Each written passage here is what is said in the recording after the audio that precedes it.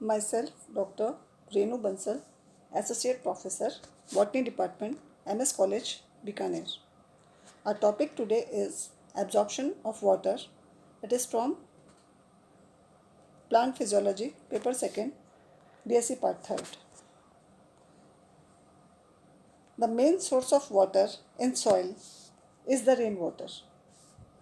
And we all know that the total amount of soil water is known as Hollard, and the amount of water which is available for the plants is called Chesard, whereas the part of water which is not available to the plants is known as Eckard.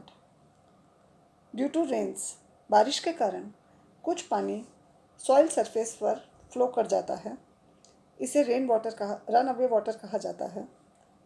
कुछ part पानी का deep soil में चला जाता है जो कि plants absorb नहीं कर पाते, इसे ग्रेविटेशनल वाटर कहते हैं।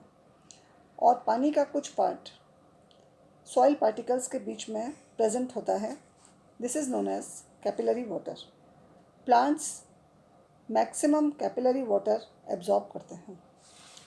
रेन वाटर का कुछ पार्ट सॉइल पार्टिकल्स के चारों तरफ हाइग्रोस्कोपिक वाटर के रूप में पाया जाता है, and some water is chemically combined water, लेकिन ये हाइग्रोस्कोपिक और केमिकली कंबाइंड वाटर दोनों ही प्लांट्स एब्जॉर्ब नहीं कर पाते हैं। Now the transfer of capillary water from the soil to root xylem via root hairs is known as absorption of water। जैसा कि इस डायग्राम में दिखाया गया है, रूट के अंदर ये फॉलोइंग जोन्स पाए जाते हैं: root cap zone, meristematic zone, elongation zone और रूट हेयर जोन। हर रूट के अंदर कई सारे रूट हेयर्स प्रेजेंट होते हैं। दीज रूट हेयर्स क्या हैं? ये अनब्रांच्ड, अशाखित, पतले धागेनुमा संरचनाएं होती हैं जो कि यूनिसेल्युलर होते हैं, और root hairs usually epidermal cell के एलोंगेशन से बनते हैं। इनके सेल वॉल्स पतले होते हैं, इलास्टिक होते हैं, और इनमें पानी को एब्जॉर्ब करने की क्षमता पाई जाती है। They have the capability to absorb water. Cell walls permeable होते हैं, पारगम्य, और जो इनकी सेल मेम्ब्रेन होती है वो सेमी परमिएबल होती है। साइटोप्लाज्म के अंदर एक बड़ा वैक्यूल पाया जाता है which is for the maintenance of absorption of water. Pathway of water across the root cells. Water जो भी एब्जॉर्ब किया जाता है रूट हेयर्स के द्वारा, वो एपिडर्मिस, फिर कॉर्टेक्स के सेल्स, उनसे होता हुआ एंडोडर्मिस, और फिर फाइनली रूट के जाइलम तक चला जाता है। Mechanism of water absorption. Absorption of water in plants takes place by two methods. पहला मेथड है एक्टिव एब्जॉर्प्शन। एक्टिव एब्जॉर्प्शन के अंदर रूट्स का एक्टिव रोल होता है। जो भी फोर्सेस रिस्पॉन्सिबल होती हैं पानी के एब्जॉर्प्शन के लिए, they develop in the root. So water is absorbed by the activity of root hairs। ये जो प्रोसेस है एक्टिव एब्जॉर्प्शन का, it may be by osmotic और non osmotic process. Osmotic activity के कारण ऐसा माना गया है कि जो रूट हेयर का डीपीडी है वो सॉइल वाटर के डीपीडी से ज़्यादा होता है।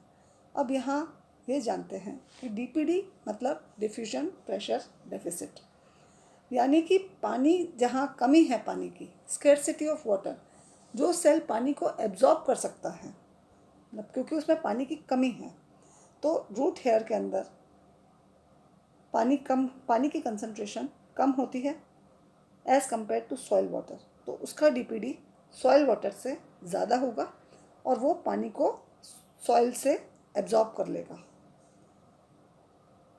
किस प्रोसेस के द्वारा? एंडो ऑस्मोसिस या अंतः परासरण के द्वारा। और ये तो हुई ऑस्मोटिक फिनोमिना या प्रोसेस और नॉन ऑस्मोटिक केस में ऐसा माना गया है कि कुछ एनर्जी इस चाहिए होती है पानी के एब्जॉर्प्शन के लिए, और ये एनर्जी आती है जो रेस्पिरेशन के दौरान प्लांट रिलीज़ करता है, that is utilised for the absorption of water. लेकिन एक्टिव एब्जॉर्प्शन की रेट इतनी स्लो होती है और पानी प्लांट को जितना चाहिए होता है वो उतना उपलब्ध नहीं करवा पाता है। फिर है पैसिव एब्जॉर्प्शन। इसमें रूट्स का रोल जो है एब्जॉर्प्शन में वो पैसिव माना गया है, क्योंकि जो फोर्सेस रिस्पॉन्सिबल हैं for the absorption of water ये प्लांट के एरियल पार्ट्स में डेवलप होती हैं, और फिर ये एरियल पार्ट से ये फोर्सेस नीचे रूट तक ट्रांसफ़र होती हैं।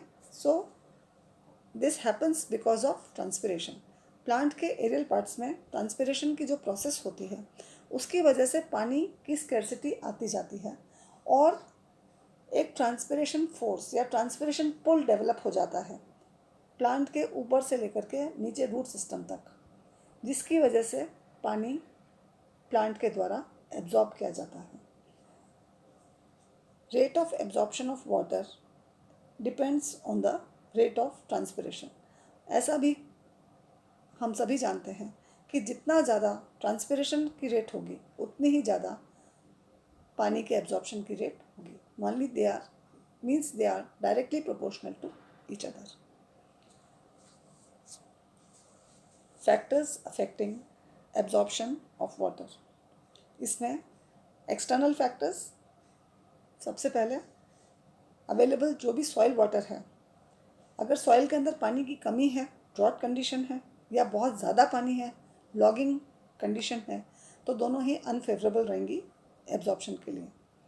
कंसंट्रेशन ऑफ सॉइल वाटर, अगर सॉइल का पानी के अंदर बहुत सारे केमिकल्स या न्यूट्रिएंट्स, मिनरल्स, सॉल्ट्स पाए जाते हैं तो कंसंट्रेटेड हो जाएगा, उतना ही ज़्यादा मुश्किल होगा प्लांट को उसे एब्जॉर्ब करने में। Soil temperature, optimum temperature soil का माना गया है 20 से 30 degree centigrade.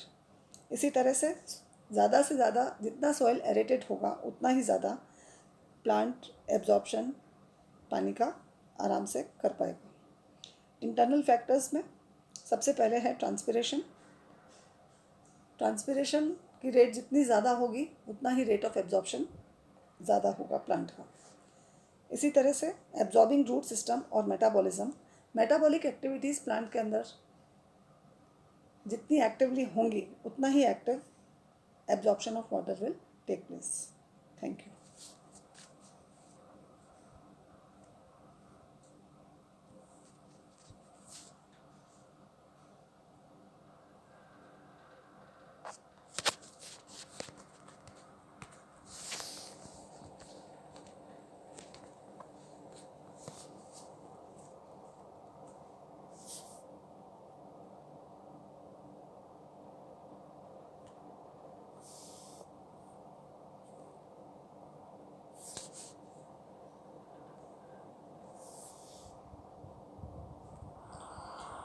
Myself, Dr. Renu Bansal, Associate Professor, Botany Department, MS College, Bikaner.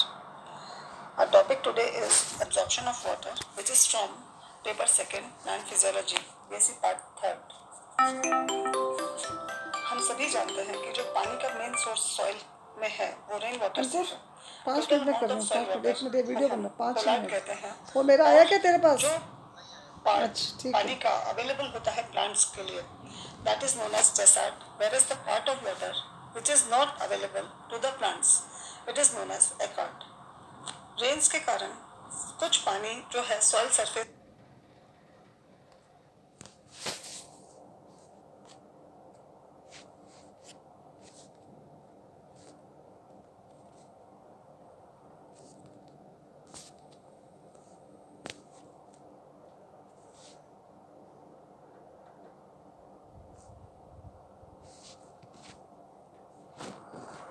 Myself, Dr. Renu Bansal, Associate